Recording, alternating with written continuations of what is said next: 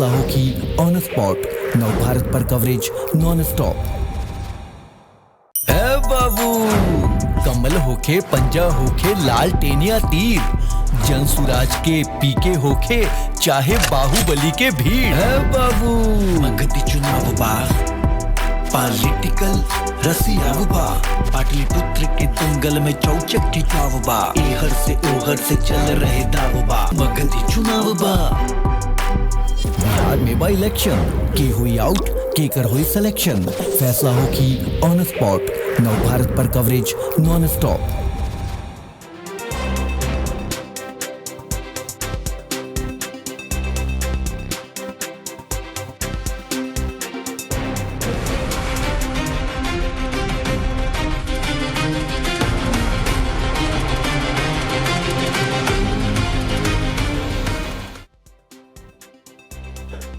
नमस्कार, मैं हूं रंजीत कुमार और शुरू हो चुका है क्लियर कट। दिल्ली धमाके के बाद कश्मीर से लेकर फरीदाबाद और लखनऊ तक बड़े बड़े कैंपस आतंक के अड्डे की तरह उभर कर सामने आए। कश्मीर में जीएमसी मेडिकल कॉलेज और उसके बाद फरीदाबाद में अल फलाह यूनिवर्सिटी और लखनऊ में इंटीग्रल यूनिवर्सिटी, ये बड़े बड़े कैंपस न सिर्फ यहां से आतंकी पकड़े जा रहे हैं बल्कि हथियार और विस्फोटक भी बरामद किए जा रहे हैं। सवाल यह है कि देश में आतंकियों के ऐसे कितने अड्डे हैं, कितने कॉलेज और विश्वविद्यालयों को उन्होंने अपना अड्डा बना रखा है। इनकी आतंकी साजिश में फंसकर कितने और नौजवान आतंकी गिरोह का हिस्सा बन चुके हैं। इन सवालों को इसलिए भी नजरअंदाज नहीं किया जा सकता क्योंकि अब तक अल फलाह यूनिवर्सिटी को लेकर जितने खुलासे हो चुके हैं उससे ऐसा लगने लगा है कि आतंकियों का अड्डे के रूप में इनका सामने आना, ऐसे यूनिवर्सिटीज का, खास करके अल फलाह के बारे में अगर कहें तो यह कोई इत्तेफाक नहीं है, बल्कि इस यूनिवर्सिटी का इकोसिस्टम ही ऐसा था जिसने आतंकियों के लिए इसे एक सुरक्षित पनाहगाह बना दिया था। अल फलाह यूनिवर्सिटी पर लग रहे एक एक आरोप के बारे में मैं विस्तार से बताऊंगा और यह भी बताऊंगा कि क्यों अल फलाह यूनिवर्सिटी की पूरी सच्चाई सामने लाने के लिए ईडी से लेकर डीआरआई और नैक जैसी सारी एजेंसियां लग चुकी। तो अल फलाह यूनिवर्सिटी कैसे टेरर कैंपस में तब्दील हो गया था, इसे ऐसे समझिए कि यही वो जगह है जहां डॉक्टरों के टेरर नेटवर्क में शामिल सारे आतंकी मिलते थे और देश को दहलाने की योजनाएं बनाते थे। अल फलाह यूनिवर्सिटी में पढ़ाने वाले आतंकी साजिशकर्ता डॉक्टर मुजम्मिल शकील की डायरी से खुलासा हुआ है कि यूनिवर्सिटी के बिल्डिंग नंबर 17 के कमरा नंबर 13 में सारे आतंकवादी मिलते थे। यहीं सारी प्लानिंग होती थी। हथियार कहां से लाना है, विस्फोटक कैसे जमा करना है, कहां छिपाना है, और तो और यूनिवर्सिटी के लैब से कौन सा केमिकल कैसे आतंकी हमले के लिए इस्तेमाल करना है, सब कुछ इसी कमरे में तय होता था। इस कमरे से पुलिस को कई तरह के डिवाइस और पेन ड्राइव मिले। पुलिस ने कमरा नंबर 13 को सील कर दिया है। इसके अलावा पुलिस को एक डायरी मुजम्मिल के उस कमरे से भी मिली है जहां से पुलिस ने धौज में विस्फोटक सामग्री बरामद की थी। अमोनियम नाइट्रेट का एक बड़ा जखीरा बरामद किया था। आतंकियों का यह ठिकाना अल फलाह यूनिवर्सिटी से सिर्फ 500 मीटर की दूरी पर है। डायरी और नोटबुक में कई ऐसे कोडवर्ड इस्तेमाल किए गए हैं और बताया जा रहा है कि डायरी के अंदर ऑपरेशन शब्द कई बार लिखा गया है और सुरक्षा एजेंसियों को शक है कि इस शब्द का इस्तेमाल मरीज के ऑपरेशन के लिए नहीं बल्कि आतंकी हमले के लिए किया गया है। सुरक्षा एजेंसियों से मिली खबर के मुताबिक एक कुल 8 आतंकियों का ग्रुप था जो देश के 4 शहरों में सिलसिलेवार धमाके रचने की साजिश रच रहा था। इसके लिए 4 टीमें बनाई गई थी और हर एक टीम में 2-2 सदस्य शामिल थे। सभी ग्रुप्स को आईईडी बम से तय तारीख पर 4 शहरों में एक साथ धमाके करने थे। कमरा नंबर 13 से मिली डायरी में पुलिस को कुछ नाम और नंबर भी मिले जो इस नेटवर्क को पूरी तरीके से ध्वस्त करने में कारगर साबित हो सकते हैं। लेकिन अभी तक की जांच में यह तो जरूर स्पष्ट हो गया है कि अगर जम्मू कश्मीर पुलिस इस यूनिवर्सिटी और आतंकी डॉक्टर्स की साजिश का समय रहते खुलासा नहीं करती तो एक खूंखार आतंकी देश के कई शहरों को दहलाने की अपनी साजिश में जरूर कामयाब हो गए होते। और ये अपनी साजिश को अंजाम तक पहुंचाने के कितने करीब थे, जरा इसका भी अंदाजा लगाइए। और इसका अंदाजा इस बात से लगता है कि धमाके को अंजाम देने के लिए जो जरूरी साजो सामान, जो सारी सामग्री थी, इन्होंने सब जुटा लिया था। चाहे वो खतरनाक विस्फोटक अमोनियम नाइट्रेट हो, 100-200 किलो नहीं बल्कि 3200 किलोग्राम, 3 टन से ज्यादा। एक दो नहीं, ये 20 बड़े धमाके करने के लिए बहुत बहुत ज्यादा विस्फोटक है। और इन आतंकियों के पास से मिला 20 टाइमर और 20 डेटोनेटर भी यही बताता है कि इनकी तैयारी 2-4 धमाके करने की नहीं थी, बल्कि 20 धमाकों को अंजाम देने की थी। तो बम तैयार था, बम को प्लांट करने वाले आतंकी तैयार थे, और बम को प्लांट करने के लिए गाड़ियां भी तैयार थी, जिसको कि सुसाइड व्हीकल के तौर पर इस्तेमाल किया जाना था। सुरक्षा एजेंसियों को जांच में पता चला कि आतंकियों ने बम प्लांट करने के लिए कई कारें खरीदी थी, और अब तक ऐसे 4 कार बरामद किए जा चुके हैं, जिनमें से पहली कार जो कि सबसे पहले बरामद हुई वो डॉक्टर शाहीन की स्विफ्ट डिजायर कार थी, जिसमें सबसे पहले AK-47 असॉल्ट राइफल और बहुत सारी गोलियां बरामद की गई।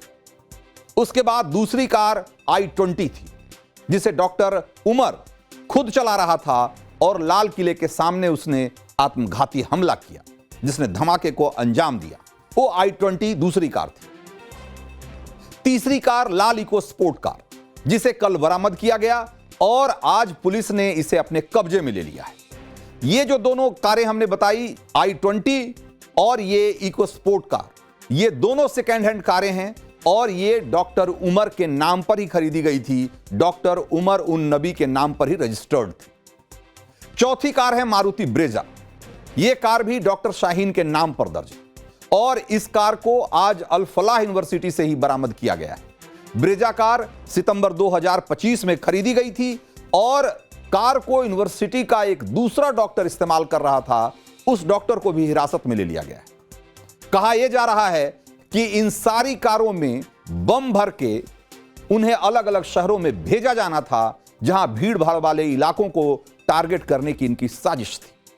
तो आप देखिए कि किस तरीके से एक तरीके से जो इनका पूरा प्लान था धमाके को अंजाम देने के लिए, उसकी पूरी तैयारी हो चुकी थी। यानी कि एक किसी भी समय इस देश को दहलाने की कगार पर थे। इन्होंने बड़ी मात्रा में विस्फोटक जुटा लिया था, इन्होंने 20 डेटोनेटर और टाइमर जुटा लिया था, जिससे कि बम धमाके को अंजाम देने में जो कि बहुत जरूरी था जिसके लिए, और सबसे बढ़ के इन्होंने उनको प्लांट करने के लिए गाड़ियां भी खरीद ली थी। यानी कि देखा जाए तो इनकी तैयारी कमोबेश पूरी थी। आप सोचिए कि एक मेडिकल यूनिवर्सिटी के कैंपस में बैठकर खूंखार आतंकियों का एक गिरोह देश भर में आतंकी हमले को अंजाम देने की तैयारी कर रहा था, और यूनिवर्सिटी प्रशासन को इसकी भनक न हो। क्या ऐसा हो सकता है? सवाल यह है कि क्या यूनिवर्सिटी प्रशासन ने जानबूझकर इन आतंकियों की गतिविधियों को नजरअंदाज किया, या उससे भी बड़ा सवाल है कि क्या उसमें सहयोग किया? और ये सवाल ऐसे ही नहीं उठ रहे। अल फलाह यूनिवर्सिटी में पढ़ाने वाले एक और डॉक्टर निसार उल हसन की भी पुलिस तलाश कर रही है, और आपको हमने कल ही बताया था कि डॉक्टर निसार को जम्मू कश्मीर में साल 2023 में ही आतंकियों से संबंध रखने के कारण नौकरी से बर्खास्त कर दिया गया था। बावजूद इसके अगर अल फलाह यूनिवर्सिटी में उसे नौकरी दे दी गई, क्या यह सिर्फ इत्तेफाक था? उसी के साथ डॉक्टर शाहीन को भी कई साल तक कानपुर मेडिकल कॉलेज में ड्यूटी से गैर हाजिर रहने की वजह से निकाल दिया गया था, लेकिन डॉक्टर शाहीन को भी अल फलाह यूनिवर्सिटी में नौकरी मिल गई। क्या यह सिर्फ इत्तेफाक है, या फिर इस यूनिवर्सिटी ने जानबूझकर आतंकियों को इस तरीके से सेट किया कि यहां से वो दिल्ली, NCR और यूपी के धार्मिक शहरों को निशाना बना सके? अल फलाह चैरिटेबल ट्रस्ट और यूनिवर्सिटी प्रबंधन ने इन दोनों डॉक्टरों को नौकरी पर रखने से पहले इनका बैकग्राउंड चेक नहीं किया होगा? क्या इस बात पर यकीन किया जा सकता है?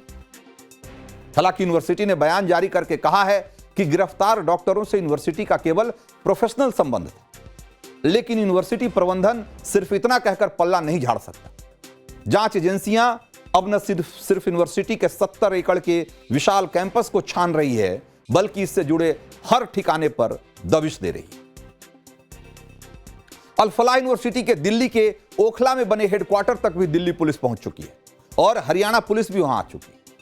अल फलाह यूनिवर्सिटी की फंडिंग सोर्स और वित्तीय लेन देन की जानकारी की बारीकी से पड़ताल की जा रही है और ईडी, ईओडब्ल्यू और डीआरआई मिलकर यूनिवर्सिटी की एक एक फाइल जांच कर रही और शुरुआती जांच में पता चला है कि देश भर में बम विस्फोट को अंजाम देने के लिए 26 लाख रुपए से ज्यादा की रकम जुटा भी ली गई थी और जमा किए गए इसी फंड से उन्होंने गुरुग्राम, नूह और आसपास के कुछ शहरों से लगभग 3 लाख रुपए के कीमत के 26 क्विंटल अमोनियम नाइट्रेट फर्टिलाइजर खरीदा था और जिसको कि एक तरीके से विस्फोटक के तौर पे धमाकों में इस्तेमाल किया जाना था।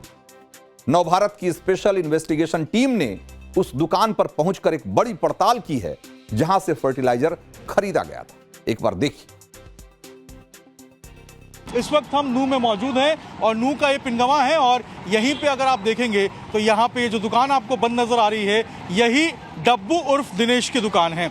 डब्बू जो कि लोकल नाम है और बताया जा रहा है कि डब्बू के नाम से ही ये दुकान चलती थी, डब्बू की दुकान के नाम से, और दिनेश पूरा नाम बताया जा रहा है, उसकी ये दुकान है। और यहीं पे मुजम्मिल पहुंचा था, लाल रंग की इको स्पोर्ट कार लेकर पहुंचा था और फिर यहीं से बताया जा रहा है कि 3 लाख रुपए का जो एनपीके खाद है वो यहाँ से लेके गया था, फरीदाबाद लेकर पहुंचा था और उसके बाद वो जो है उसको फिर केमिकल बनाने में उसने इस्तेमाल किया था। अभी जो जानकारी मिलकर सामने आ रही है उसके मुताबिक कई और लोग हैं जो इसके पीछे हो सकते हैं, उनसे पूछताछ की जा रही है। डब्बू उर्फ दिनेश को अभी जो है पुलिस अपने साथ ले गई है, फरीदाबाद पुलिस। ये हमारे लाला हैं एक डब्बू, वो बड़े अच्छे परिवार से हैं, उनके पास एजेंसी की वो लाइसेंस है इनके। यहाँ मेवात में अक्सर बाड़ियाँ बोई जाती हैं, बाड़ियों में जो स्प्रे वगैरह होते हैं, कुछ फर्टिलाइजर वगैरह सर इस तरह का कोई उनसे ले गया है और वो भी कोई एक बार नहीं ले गया। जमींदार आते हैं ले जाते हैं, तो उनकी कोई जैसे मैंने सुना है कि वे मार्का 2-3 इनकी जो मार्का है उसके इस तरह का वहाँ कोई मिला है, तो उसमें पूछताछ के लिए गए, उठा के किसी ना ले गए, उन्हें बुलाए गए, वो वहाँ चले गए। तो आपको हम यहां पर एक बात और बताना चाहते हैं कि ये जो अमोनियम नाइट्रेट है ये एक तरह का फर्टिलाइजर है और वैसे तो ये फर्टिलाइजर है जिसको कि खेतों में इस्तेमाल किया जाता है उपज बढ़ाने के लिए, लेकिन अगर इसे डीजल या पेट्रोल के साथ मिला करके अगर बम के साथ या यूं कहें कि डेटोनेटर के साथ लगा दिया जाए तो एक बहुत जबरदस्त विस्फोटक के तौर पे भी काम कर सकता है। और इसीलिए देश में जो अमोनियम नाइट्रेट की बिक्री है इसको लाइसेंस के तहत बेचा जाता है। एक तो बेचने वाले लोग भी सीमित होते हैं और दूसरी बात है कि एक किसान को एक बार में 25 किलो से ज्यादा अमोनियम नाइट्रेट नहीं बेचा जा सकता है। अगर कोई इंडस्ट्री जिसे कि बड़े पैमाने पे या बड़ी मात्रा में अमोनियम नाइट्रेट की जरूरत होती है तो उसके लिए इंडस्ट्रियल ग्रेड अमोनियम नाइट्रेट के लिए लाइसेंस लेना पड़ता है। यानी कि आप 3000 किलो से ज्यादा अमोनियम नाइट्रेट एक बार कहीं से नहीं खरीद सकते। कोई सामान्य आदमी, कोई सामान्य किसान भी चाहे तो नहीं खरीद सकता। इसका मतलब यह है कि जो डॉक्टर उमर और उसकी पूरी आतंकी टीम ने ये जो 3200 केजी अमोनियम नाइट्रेट जुटाया था, वो नूह और गुरुग्राम के अलग अलग जो खाद के और फर्टिलाइजर की दुकानें हैं वहां से जाकर उन्होंने खेप में या किस्त में इसकी खरीदारी की हो और उसके बाद इसे एक जगह इकट्ठा किया गया। अब हालांकि पुलिस जांच कर रही है कि इतनी बड़ी मात्रा में इन्होंने अगर अमोनियम नाइट्रेट जुटा लिया तो ये कैसे हुआ, किसी दुकानदार से इनकी मिलीभगत थी या फिर कि अलग अलग जगहों पे इन्होंने किसान बनकर इसकी खरीदारी की और बाद में लाकर इसे एक जगह इकट्ठा किया। अब इस पर जांच की जा रही है। उधर एनएसई यानी कि national assessment and accreditation council ने भी अल फलाह यूनिवर्सिटी पर एक्शन शुरू कर दिया है। एनएसी ने यूनिवर्सिटी की वेबसाइट पर गलत मान्यता मिलने का दावा करने के लिए कारण बताओ नोटिस जारी किया है। एनएसी ने यूनिवर्सिटी से पूछा है कि गलत जानकारी देने पर क्यों नहीं उसके खिलाफ कार्रवाई की जानी चाहिए। साथ ही नैक ने यूनिवर्सिटी को ऑर्डर दिया है कि वो अपनी वेबसाइट और दूसरी जगहों से नैक मान्यता वाली डिटेल्स हटाए नैक का दावा है कि यूनिवर्सिटी को मिले ग्रेड ए की मान्यता साल 2018 तक ही वैलिड थी और उसके बाद यूनिवर्सिटी ने दोबारा असेसमेंट कराए बगैर ही नैक ए ग्रेड सर्टिफिकेट वाली यूनिवर्सिटी के तौर पर खुद को प्रचारित किया। फिलहाल यूनिवर्सिटी की वेबसाइट इसी वजह से बंद कर दी गई। फरीदाबाद की अल फलाह यूनिवर्सिटी को दिल्ली के ओखला में रजिस्टर्ड अल फलाह चैरिटेबल ट्रस्ट चलाता है। अल फलाह चैरिटेबल ट्रस्ट के फाउंडर और चांसलर जवाहर अहमद सिद्दीकी है, जो अल फलाह इन्वेस्टमेंट लिमिटेड के मैनेजिंग डायरेक्टर भी है। दावा यह किया जाता है कि यूनिवर्सिटी को अरब देशों से सालाना बहुत डोनेशन मिलता है। साल 2014 में हरियाणा प्राइवेट यूनिवर्सिटी एक्ट के तहत इसे यूनिवर्सिटी का दर्जा मिला था और अल फलाह अस्पताल 2019 से मेडिकल कॉलेज का एक तरीके से संचालन कर रहा है, जिसमें कि एमबीबीएस की पढ़ाई होती है। साल 2023 में यहां एमडी और एमएस का कोर्स भी शुरू किया, यानी कि जो मेडिसिन या मेडिकल साइंस में मास्टर्स की डिग्री भी 2023 से शुरू की गई। मेडिकल फैकल्टी में जम्मू कश्मीर के डॉक्टर ही ज्यादा हैं और साथ ही जो यहां स्टूडेंट्स पढ़ते हैं उनकी संख्या भी जो कश्मीर से आने वाले छात्र हैं उनकी सबसे ज्यादा है। इस यूनिवर्सिटी ने पिछले कुछ सालों में स्थानीय ग्रामीणों से धड़ाधड़ जमीन खरीदकर अपना कैंपस 30 एकड़ से बढ़ाकर 70 एकड़ का कर लिया है और अल फलाह पर एक बड़ा आरोप यह भी है कि विदेशी फंडिंग का यहां दुरुपयोग किया गया है। दावा यह किया जा रहा है कि 10 सालों के फाइनेंशियल फाइलिंग्स में और एफसीआरए रिकॉर्ड्स में, एफसीआरए रिकॉर्ड्स यानी कि जो विदेशों से जो चंदा आप लेते हैं उसको एफसीआरए लाइसेंस के तहत लेते हैं और उसका सारा रिकॉर्ड्स आपको पब्लिक करना पड़ता है, तो एफसीआरए रिकॉर्ड्स सार्वजनिक रूप से इसने उपलब्ध नहीं कराया है और एफसीआरए पोर्टल पर ट्रस्ट का कोई डेटा मौजूद नहीं है।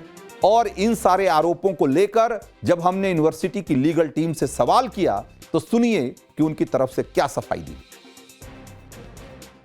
हरियाणा पुलिस ने क्या क्या डॉक्यूमेंट्स मांगे? हमारे से लैंड से रिलेटेड कुछ डॉक्यूमेंट्स मांगे थे, कुछ बिल्डिंग से रिलेटेड डॉक्यूमेंट मांगे थे, वो हमने उनको प्रोवाइड करा दिए हैं। लैंड कौन सी? इस ये जहाँ पे चैरिटेबल ट्रस्ट यूनिवर्सिटी की लैंड, सर्टेनली, जहाँ से पूरे के पूरे उन 3 डॉक्टर्स की कहानी, एक टेरर मॉड्यूल की कहानी सामने आती है, उन लोगों के सामने आई है। यूनिवर्सिटी का उसमें कोई लेना देना नहीं है। हम अपना ऑफिशियल स्टेटमेंट भी वाइस चांसलर साहिबा दे चुकी हैं कि एम्प्लॉयर एम्प्लॉय के अलावा हमारा उनसे कोई रिलेशन नहीं है। जब डॉक्टर्स को हायर किया जाता है, यूनिवर्सिटी किसी डॉक्टर को हायर करती है, तो उसका बैकग्राउंड सही से तलाशा जाता है कि नहीं? यूनिवर्सिटी, जहां तक मेरी अपनी जानकारी है, तो उनकी मेडिकल सर्टिफिकेट्स होते हैं, उनके डॉक्टर्स की प्रैक्टिसिंग सर्टिफिकेट्स, अच्छा, उनके आधार पर उनका वो करती है। Character certificate? कैरेक्टर सर्टिफिकेट के बारे में मुझे मालूम नहीं है, क्योंकि ये एचआर डिपार्टमेंट ही आपको पूरा बताएगा कि कैसे पूरा अपॉइंटमेंट होता है। कहीं भी ज्वाइनिंग होती है, कैरेक्टर सर्टिफिकेट तो सब जगह चाहिए होता है। हाँ, तो वहां भी चाहिए होगा जरूर। अच्छा जी जी। तो ये जो 3 डॉक्टर आ रहे हैं सामने, जिसमें मुजम्मिल है, शाहीन है और उमर है, लगता है कि इनकी वजह से यूनिवर्सिटी की जो छवि है वो डैमेज हुई है और यूनिवर्सिटी की भी क्या कोई लापरवाही है? क्योंकि एक रूम का इस्तेमाल वहां मीटिंग के लिए भी हो रहा था। सर्टेनली इन लोगों की वजह से यूनिवर्सिटी की उस पर आंच आई है। यूनिवर्सिटी 28 साल से काम कर रही है और यूनिवर्सिटी पूरी तरीके से एजुकेशन कार्यों को बढ़ावा देने में पूरा उसका सहयोग है। नहीं, एजुकेशन के अलावा तो वहां पे ऐसी चीजें सामने आ गई हैं जिसने पूरे देश को हिला दिया है। उस बात से हम लोग खुद स्तब्ध हैं और इसके लिए मैडम हमारे वाइस चांसलर के लेवल पे जांच की जाएगी। तो व्हाइट कॉलर टेरर मॉड्यूल की पड़ताल में देश की टॉप सिक्योरिटी एजेंसियां भी जुटी हुई है और परत दर परत सच्चाई सामने आकर रहेगी, इसमें कोई दो मत नहीं। लेकिन एक बात साफ है कि यूनिवर्सिटी की चारदीवारी के पीछे साजिशों का एक लंबा सिलसिला चल रहा है। नवभारत की स्पेशल इन्वेस्टिगेशन टीम की खुफिया कैमरे में यूनिवर्सिटी से जुड़े लोगों ने खुद माना कि कट्टरता का जहर न सिर्फ यूनिवर्सिटी में पनपा बल्कि वो तेजी से पसर भी रहा था, वो अपना पैर फैला रहा था। जरा देखिए। ये डॉक्टर शाहीन, मुजम्मिल और एक और उमर नाम है, उमर, तो ये क्या आपस में ही रहते थे या अभी तक पता नहीं चला? कभी ये आपस में कभी बात करो यहाँ पे कभी साथ नहीं रहते थे। अच्छा, आपने कभी नहीं देखा? लेकिन इसका कहते हैं मुजम्मिल का कि अलग किस्म का आदमी था ये। मुजम्मिल नहीं, उमर था थोड़ा अलग किस्म का। क्लास में आए तो लड़के लड़के लड़कियां अलग बैठो, टेम्परामेंट बदतमीजी से बात करना, ऐसा उम्र बातों से कभी कुछ मतलब कुछ बातें मतलब वो हमसे तो ऐसी बातें नहीं करता था, बट जो उसका एक वो था ना कि इस्लामिक वही अच्छा कट्टर था वो, कट्टर उसकी बातों से पता चलता था कि जैसे लड़का लड़की के साथ में उसका टेम्परामेंट ऐसा था, किसी बच्चे को खड़ा कर दिया 45 मिनट तक खड़ा रखे बैठ जाने को बोलो वो आज की तो अच्छा ऐसा वो आज की मतलब अकेड में रहा था अलग, उसे गुड इवनिंग, वैसे डॉक्टर्स में तो ऐसा होता है हम यूजुअली विश करते हैं अपने सीनियर्स को, हम उसे विश करते थे सीधा निकल जाता था ना विश कुछ नहीं करता था। तो आप लोगों ने कभी कंप्लेन नहीं किया उसकी कि मतलब किस बात पे टीचर अगर है तो इगोइस्टिक है टीचर, हम कैसे करेंगे क्योंकि यहाँ का माहौल ही ऐसा है, मतलब कैसा माहौल है, कैसा है माहौल एकदम कंजर्वेटिव, मिनी पाकिस्तान इस्लामिक, ऐसा ऐसा तो देखो मतलब कह सकते हैं यार, ऐसा ही है 7 बजे के बाद यहाँ से बात नहीं देते अपने हॉस्टल रूम से। यूनिवर्सिटी में हिजाब पहनना कंपल्सरी है? हाँ तुम रिटर्न में है, पहन सकते रिटर्न में है ऐसा, या बस गोल बना रखा है, बना रखा है कि लड़कियां शॉर्ट्स में नहीं घूम सकती और 7 बजे के बाद गर्ल्स को अलाउ ही नहीं करते, लॉक हो जाता है, लॉक हो जाता है 7 बजे के बाद, उन्हें बाहर नहीं निकलना है। तो आप लोग कैसे निकलते हो फिर? हम तो लड़के, अच्छा लड़के निकल सकते हैं, लड़के तो कहीं से भी निकल सकते। तो सोचिए आप एक कॉलेज कैंपस में अगर AK-47 और इस तरीके से, बहुत शॉकिंग है हमारे लिए भी, कभी आप लोगों ने सुना नहीं होगा ना किस तरीके से, नहीं ये हमारे एक मूवी सीन की तरह, ये जैसा मूवी में देखते हैं कि अच्छा इस कॉलेज में उड़ाते थे। मतलब ये कब से पढ़ा रहा है उम्र 2 साल से यहाँ पे, और शाइन मैम तो स्टार्टिंग तुम लोगों को पता चल गया चेयरमैन है ना, रिलेटिव है, अच्छा ये यहाँ के चेयरमैन की चेयरमैन के रिलेटिव। न्यूज के पहले तो पुलिस यहाँ एक आध बार आ चुकी होगी ना, यहाँ पे पुलिस आती रहती है, यहाँ पे ऐसे कांड होते हैं। जैसे बीच में हमारे मेडिसिन के एक सर थे,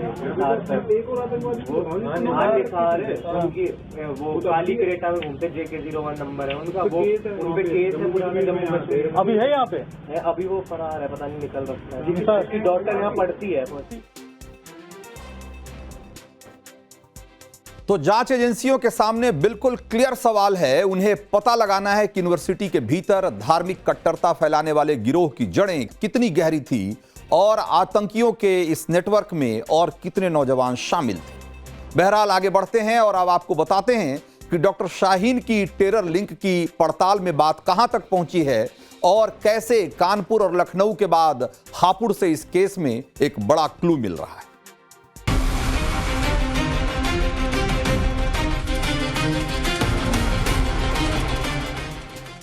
तो दिल्ली ब्लास्ट की पड़ताल में फरीदाबाद की अल-फलाह मेडिकल यूनिवर्सिटी की तरफ टेरर एपिसेंटर के तौर पर जो तो निकलकर सामने आया ही है, दूसरी तरफ जांच एजेंसियों का फोकस डॉक्टर शाहीन सईद की तरफ बढ़ता जा रहा है। डॉक्टर्स टेरर लिंक की पड़ताल में डॉक्टर शाहीन सईद की परतें एक के बाद एक खुलती जा रही है और सामने आ रही है हैरान कर देने वाली कहानी। अब तक की जांच के मुताबिक 43 साल की ये डॉक्टर जम्मू कश्मीर के आतंकी नेटवर्क को दिल्ली हरियाणा के लोकल सपोर्ट सिस्टम से जोड़ने वाली सबसे बड़ी कड़ी लग रही है। दिल्ली ब्लास्ट करने वाला फिदाइन डॉक्टर उमर और करीब 3 टन अमोनियम नाइट्रेट की खेप जुटाने वाला मोहम्मद मुजम्मिल से होते हुए डॉक्टर शाहीन के डॉक्टर्स लिंक यानी कि डी लिंक का तार यूपी के हापुड़ से भी जुड़ गया है।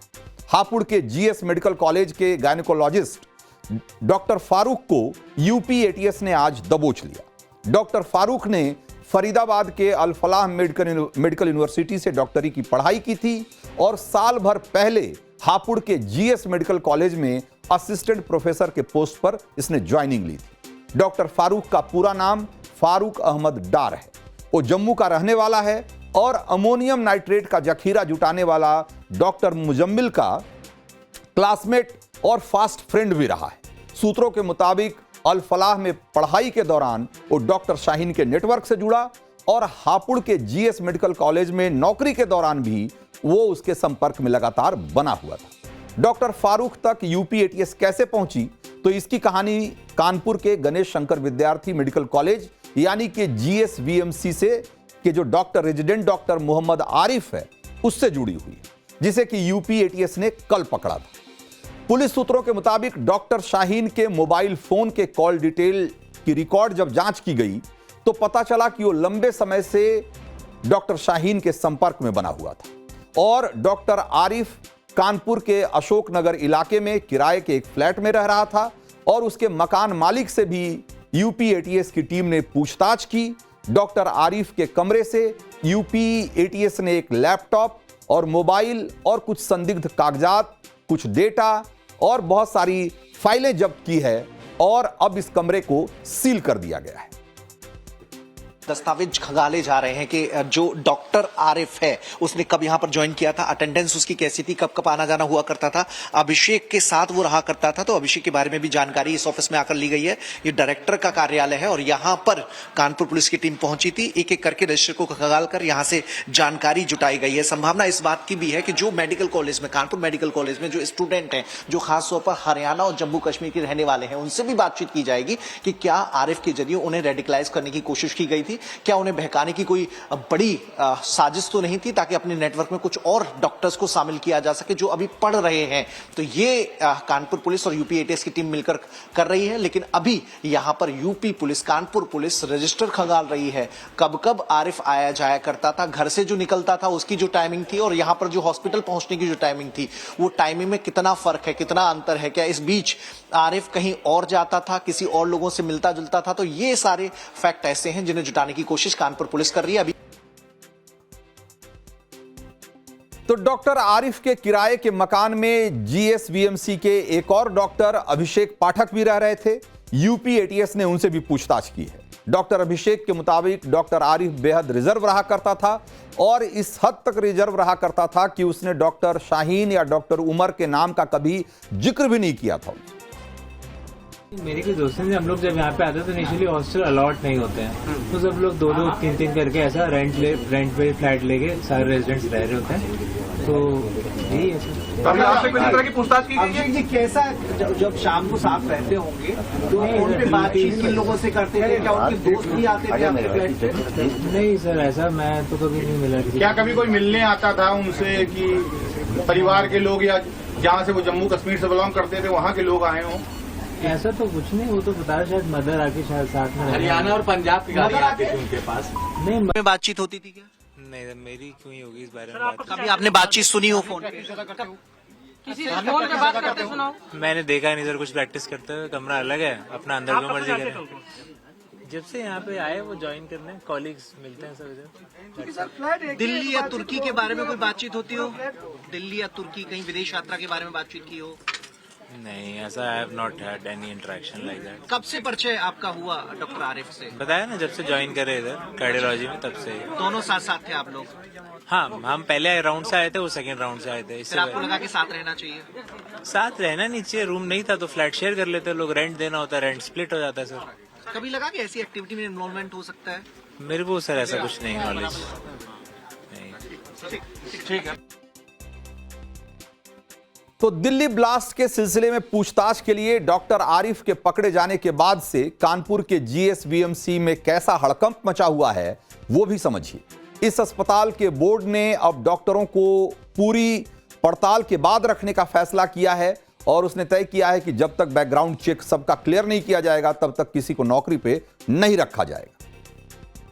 डायरेक्टर साहब, प्रबंधन अब इसको लेकर के इस घटना से सबक लेते हुए क्या कोई बड़े डिसीजन लेने जा रहा है? हाँ, अब हम लोगों ने निर्णय लिया है कि पुलिस वेरिफिकेशन हम लोग सभी लोगों को यही तो क्या इससे पहले नहीं करवाई जाती? नहीं करवाई जाती थी, लेकिन अब और प्रिकॉशन तौर पर अपने स्तर पर अब कराएंगे। देखिए, सभी नेशनल मेडिकल काउंसिल से निर्धारित होता है और उसमें ऐसा कोई एडमिशन के समय पुलिस वेरिफिकेशन का कोई प्रावधान अभी तक तो होता नहीं है। लेकिन अब आप प्रबंधन अपनी पर्सनल तौर पे अगर हम लोग अपना कराएंगे इस तरीके से, तो केवल डॉक्टरों को कराएंगे कि कर्मचारियों का भी? सभी का तो करेंगे, एवरी एम्प्लॉय। तो डॉक्टर शाहीन का रिश्ता सिर्फ कानपुर और हापुड़ से ही नहीं बल्कि इलाहाबाद के मोतीलाल नेहरू मेडिकल कॉलेज से भी जुड़ा हुआ है और उसने यहीं से एमबीबीएस और एमडी की पढ़ाई की थी और 2006 में यूपी पीएससी के जरिए कानपुर मेडिकल कॉलेज में असिस्टेंट प्रोफेसर बनी थी। लेकिन 2015 में अपने पति डॉक्टर जाफर हयात से तलाक के बाद उसका जीवन अचानक से बदल गया। वो समाज से कटती चली गई और धीरे धीरे कट्टरपंथ की ओर मुड़ गई।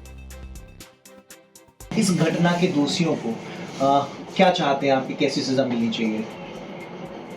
बिल्कुल वैसे ही मिलनी चाहिए अगर साबित हो जाता। आप चाहते हैं कि फांसी डॉक्टर शाहीन को हो? बिल्कुल, अगर शामिल हो तो फांसी होनी चाहिए और उनको मैक्सिमम जितना भी वो टॉर्चर कर सकते हैं आप करिए उसको, उसके बाद फांसी दीजिए। आप चाहते हैं इंसाफ के लिए जरूरी है डॉक्टर शाहीन, डॉक्टर परवेज जैसे लोगों को सही ठीक मैसेज जाए ताकि लोगों को एहसास तो इस चीज़ से यहाँ गलत चीज़ को नहीं करना चाहिए। इंसान को जो चीज़ गलत है, जो अगेंस्ट आपकी ह्यूमैनिटी है, जो अगेंस्ट जो है आपके देश के अगेंस्ट है, उसके खिलाफ आप नहीं जा सकते बिल्कुल, क्योंकि इस देश में आप रहें, आपको इस देश में मतलब रहने के लिए जगह दी है, इतने प्यार से आप रह रहे हो, अब इंसानों को कत्ल कर रहे थे, ये गलत है बिल्कुल। ठीक है। तो अब तक की जांच में पुलिस ने डॉक्टर शाहीन से जुड़े हुए बहुत सारे लोगों को दबोचा है, पूछताछ के लिए उठाया है, लेकिन पुलिस के सामने चुनौती ये भी है कि वो ये भी पता लगाए कि पिछले 10 सालों में डॉक्टर शाहीन ने कितने कश्मीरी छात्रों को या और दूसरे डॉक्टरों को एक तरीके से रेडिकलाइज किया और उन्हें आतंक के रास्ते पर लेकर आई, या उन्हें अपने प्रभाव का इस्तेमाल करके कैसे इस आतंकी गिरोह में शामिल किया। जब तक इसकी पूरी पड़ताल नहीं हो जाती है तब तक इस आतंकी नेटवर्क का पूरी तरीके से एक तरीके से सफाया नहीं हो सकता। और इसके लिए डॉक्टर शाहीन की कॉल डिटेल्स, चैट रिकॉर्ड और देश के अलग अलग हिस्सों में की गई यात्राओं की जांच जम्मू कश्मीर पुलिस और यूपी एटीएस कर रही है। डॉक्टर शाहीन के 2015 से 2023 के बीच डिजिटल कम्युनिकेशन और ट्रैवल रिकॉर्ड्स को खंगाला जा रहा है। डॉक्टर आरिफ जम्मू कश्मीर के अनंतनाग का रहने वाला है। उसके अनंतनाग के घर में आज सर्च ऑपरेशन भी चलाया गया और जैसा कि हमने बताया कि डॉक्टर आरिफ लगातार डॉक्टर शाहीन के संपर्क में था। और आपको बता दें कि आतंकी संगठन जैश ए मोहम्मद के पोस्टर की जांच के दौरान डॉक्टरों के टेरर लिंक का खुलासा अनंतनाग से ही हुआ था और Anantnag government medical college doctor Adil को अलॉट जो उसने लॉकर किया था वहीं से AK-47 और उसकी गोलियां भी बरामद की गई थी। आतंकी संगठन जैश ए मोहम्मद से लिंक जो है सामने आने के बाद जब इसकी जांच आगे बढ़ी तो इस टेरर नेटवर्क में और जो डॉक्टर हैं उनका भी खुलासा हुआ। ऐसे में डॉक्टर आरिफ के डॉक्टर आदिल से कनेक्शन की पड़ताल भी अब की जा रही है। दिल्ली ब्लास्ट केस में अब तक 18 गिरफ्तारियां हो चुकी है, जिसमें 6 जम्मू कश्मीर के बैकग्राउंड वाले डॉक्टर हैं और फरीदाबाद के अल फलाह यूनिवर्सिटी का फैकल्टी डॉक्टर मुजम्मिल शकील अहमद, जिसे पुलवामा का बताया जा रहा है, और सहारनपुर से गिरफ्तार डॉक्टर आदिल अहमद राठेर जो कि कुलगाम का रहने वाला है। अनंतनाग से भी इसका कनेक्शन बताया जा रहा है। पुलवामा का रहने वाला डॉक्टर सज्जाद अहमद मल्ला, जिसे दिल्ली ब्लास्ट के बाद जम्मू कश्मीर पुलिस ने पुलवामा में पकड़ा। यह दिल्ली ब्लास्ट को अंजाम देने वाले डॉक्टर उमर का भी करीबी बताया जा रहा है। जम्मू कश्मीर के श्रीनगर मेडिकल हॉस्पिटल में काम करने वाला डॉक्टर तजामुल जो कि कुलगाम का रहने वाला है, उसकी भी गिरफ्तारी कल श्रीनगर से हुई है। और कानपुर से डॉक्टर मोहम्मद आरिफ को भी गिरफ्तार किया गया है जो अनंतनाग का रहने वाला है और यूपी के हापुड़ से उसे गिरफ्तार किया गया और साथ ही डॉक्टर फारूक को भी गिरफ्तार किया गया है जो कि जम्मू का रहने वाला है।